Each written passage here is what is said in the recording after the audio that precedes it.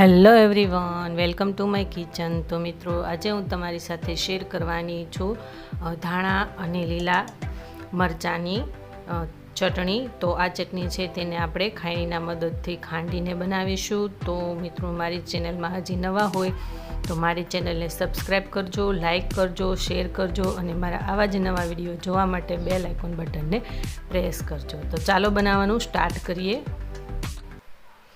તો તમે જોઈ શકો છો કે મેં અહીંયા લીલા ધાણા લીધેલા છે, તેને આપણે આ રીતના કટિંગ કરી લઈશું। ધાણાને યુઝ તમારે જેટલો કરો એટલો તમે કરી શકો છો। મેં અહીંયા 10 નંગ જેટલી લસણની કળી લીધેલી છે અને આપણે મરચાંને આ રીતના કટિંગ કરી લઈશું અને એમાંથી થોડા થોડા બી કાઢતા જઈશું। અને તમારે જો ન કાઢો હોય તો પણ ચાલે। તો અહીંયા હું થોડા સિંગના દાણા એડ કરીશું અને સિંગના દાણાનો યુઝ તમારે જેટલો કરવો એટલો તમે કરી શકો છો અને શેકેલા યુઝ કરવા હોય તો પણ ચાલે। 1 ટેબલ સ્પૂન જેટલો હું અહીંયા ગોળ એડ કરી દઈશ અને 1 ટેબલ સ્પૂન સ્વાદ અનુસાર મીઠું એડ કરીશું અને 1 ટેબલ સ્પૂન આપણે ધાણા જીરું પાવડર એડ કરી દઈશું। તો હવે તેને આપણે દસ્તાના મદદથી આ રીતના ખાંડી લઈશું। જો તમારે થોડુંક કચરું ભાવતું હોય તો બહુ નહીં ખાંડવાનું અને જો થોડુંક આપણે પતલું કરવું હોય તો વધારે ખાંડવાનું। તો તમે જોઈ શકો છો મેં આ રીતના સરસ મજાનું ખાંડી લીધેલું છે। તો હવે આપણે આ રીતના એક ટમેટું લઈશું અને તેને તાવડીમાં મૂકી દઈશું અને સરસ મજાનું તેને શેકી લઈશું બધી સાઈડ। તો આપણું જે ટમેટું છે તે સરસ મજાનું શેકાઈ ગયું છે બે સાઈડ। તો હવે આ જે ટમેટું છે તેની ફરતી જે ઉપરની છાલ છે તે આપણે બધી જ ઉતારી લઈશું આ રીતના।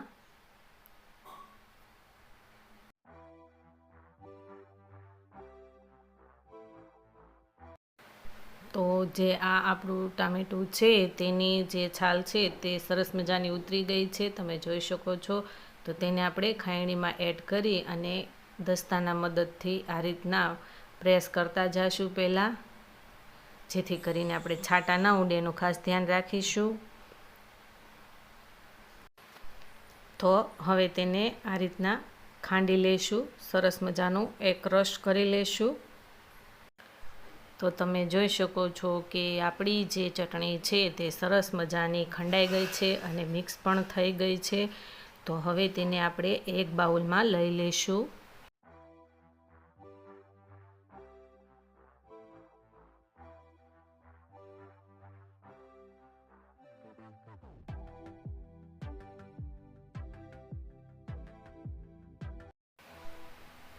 તો તમે જોઈ શકો છો કે આપણી જે લીલા ધાણા અને લીલા મરચાંની ગ્રીન ચટણી છે તે સરસ મજાની બનીને રેડી થઈ ગઈ છે।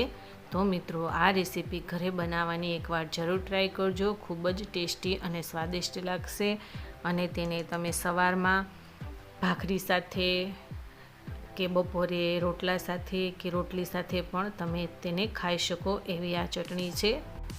તો મિત્રો, હવે આપણે નવા વિડીયો સાથે ફરી મળીશું। Thank you.